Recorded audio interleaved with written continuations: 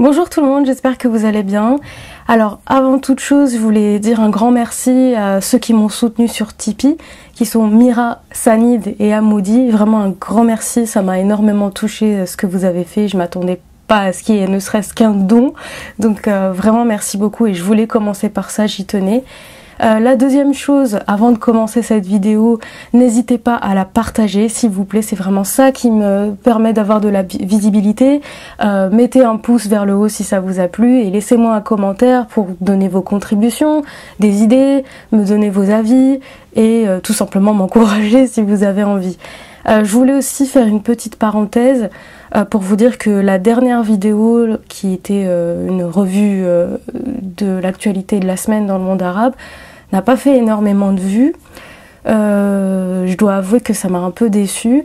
Après, je me fie pas uniquement à ça, mais c'est vrai que par rapport à tout le temps que j'ai passé, je pourrais pas renouveler ça de façon hebdomadaire ou de façon régulière si le résultat c'est ça, vous comprenez. Donc c'est vraiment en partageant mes vidéos et en me donnant un petit peu de force que ça va marcher. Voilà, c'est tout ce que je voulais dire. On y va tout de suite, on va explorer l'actualité de la semaine dans le monde arabe. Alors on commence par les protestations qui ont eu lieu en Irak et au Liban. Vous le savez, un peu partout dans le monde, il y a une vague de protestations, que ce soit à Hong Kong, au Chili, en France aussi bien sûr avec les Gilets jaunes, et depuis un certain temps en Algérie avec le Hirak.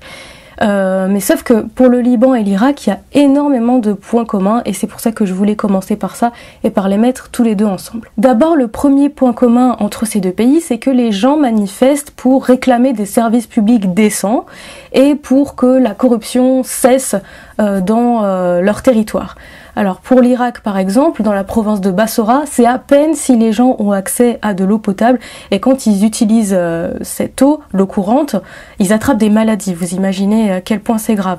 Et les autorités sont dans une inaction totale. D'ailleurs, il y a Human Rights Watch qui a sorti un rapport pour dénoncer cette situation. Du côté du Liban, le pays traverse une crise économique majeure, la plus importante peut-être depuis la guerre civile qui a eu lieu vers les années 80, et ça touche notamment le système de santé qui est tout simplement catastrophique. J'avais fait une vidéo déjà concernant les pays arabes qui ont repris le symbole des gilets jaunes comme symbole de protestation contre le pouvoir. Si vous voulez la voir ou la revoir, je vous invite à cliquer sur l'icône qui s'affiche en haut de la vidéo. L'autre point commun entre les deux pays, c'est qu'ils s'en prennent à toute la classe dirigeante sans exception. Il y a même un slogan qui est apparu dans les manifestations au Liban d'abord, c'est « Kellon yani Kellon ». Qu'est-ce que ça veut dire Kellon yani Kellon? Ça veut dire on veut dégager tout le monde, et quand on dit tout le monde, ça veut dire tout le monde. Les deux pays en fait sont très communautarisés, donc ils sont basés sur des groupes communautaires et confessionnels, et c'est justement ça qui renforce la corruption ordinaire. Et quand je parle de corruption ordinaire, en plus bien sûr de la corruption de haut niveau où les instances dirigeantes et les personnes aux hautes sphères de l'État s'enrichissent personnellement. Quand je parle de corruption ordinaire, ça veut dire le fait de devoir passer par des connaissances ou de verser des pots de vin pour obtenir quelque chose. Et forcément, quand on passe par des connaissances, quand tout est basé sur un système communautaire, les réseaux de connaissances, ils sont forcément communautaires. Un autre point commun, c'est l'immobilisme qui traverse ces pays depuis le début des mobilisations. Ça fait donc déjà plusieurs semaines, il se passe rien. Dans le cas de l'Irak, il y a certains leaders comme l'Ayatollah Sistani ou Moqtada Sadr qui ont demandé des réformes. Les gens demandent à ce que la classe politique soit totalement renouvelée et qu'il y ait une réforme constitutionnelle. Sauf que pour ça, il faudrait déjà un remaniement. Et le Premier ministre a catégoriquement refusé de démissionner. C'est pas le cas du Premier ministre libanais, Saad al-Hariri, qui lui a décidé de démissionner, sauf qu'on n'est pas plus avancé maintenant qu'avant, vu que là aussi les Libanais demandent un renouvellement complet de la classe politique dirigeante, et que les autres leaders maintenant font profil bas et laissent faire. Et c'est un peu comme les gilets jaunes en France, parce que les gens manifestent pour exprimer leur mécontentement, sauf qu'ils sont liés à aucun parti politique, ni à aucune confession, théoriquement, et donc il n'y a pas de proposition, ni de solution, ni de projet politique derrière, donc d'où la difficulté d'arriver à des réformes. Autre point commun entre ces deux pays, c'est le fait que les États-Unis et l'Iran surveillent de près ce qui s'y passe parce qu'ils ont envie d'avoir une influence à l'intérieur de ces pays.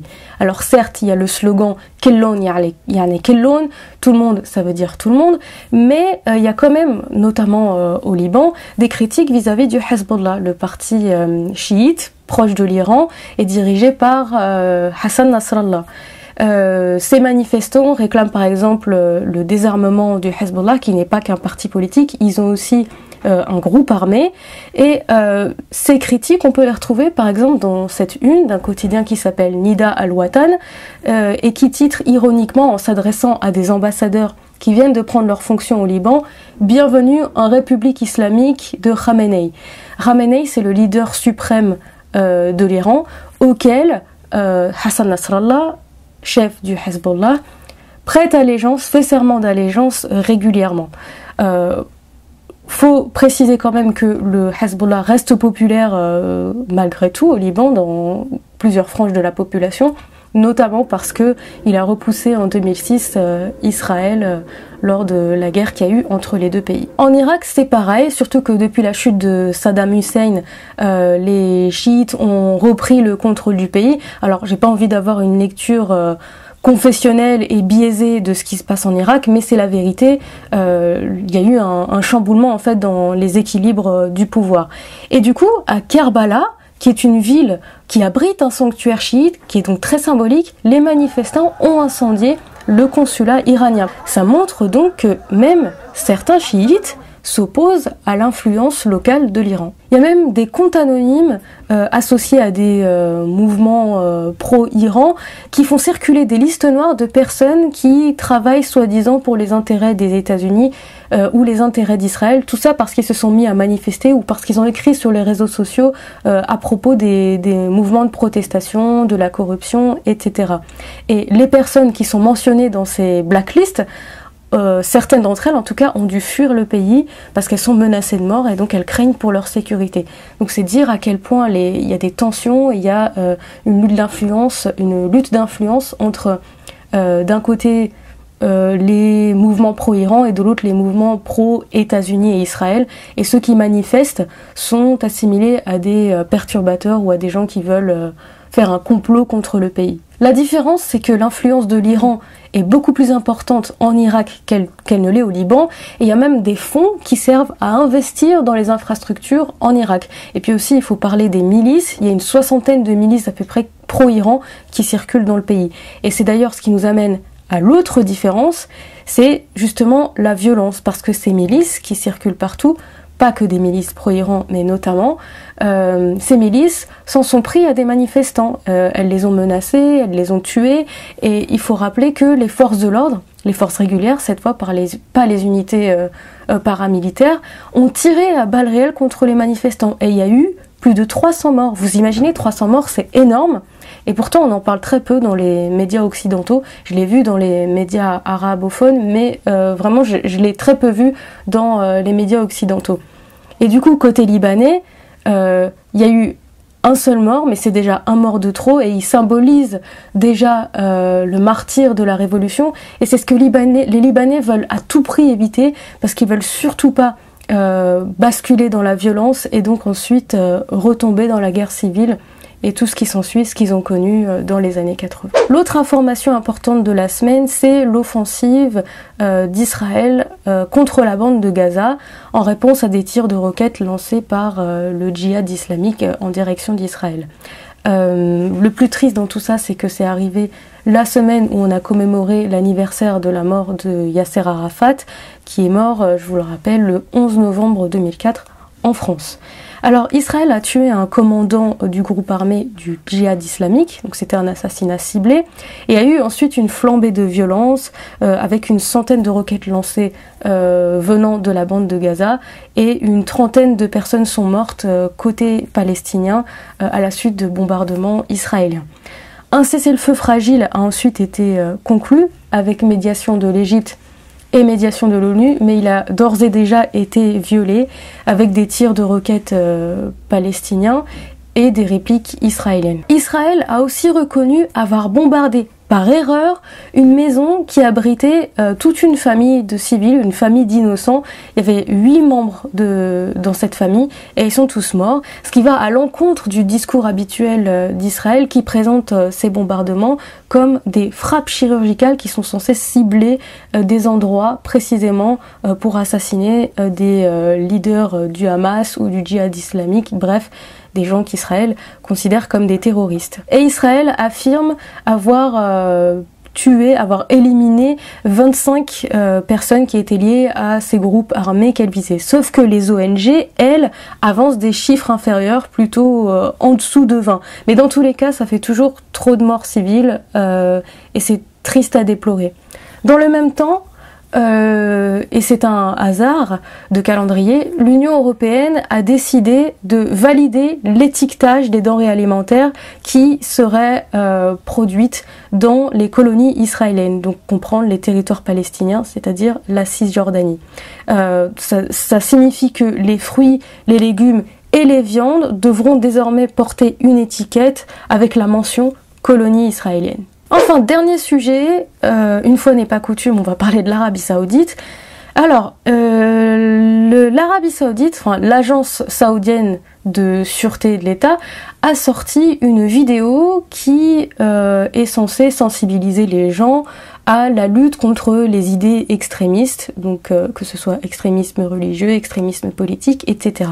Sauf que dans cette vidéo, le féminisme, l'athéisme et l'homosexualité étaient présentés comme des idées extrémistes. Et ça a fait polémique. La vidéo a été retirée entre-temps, mais devinez qui c'est qui l'a retrouvée.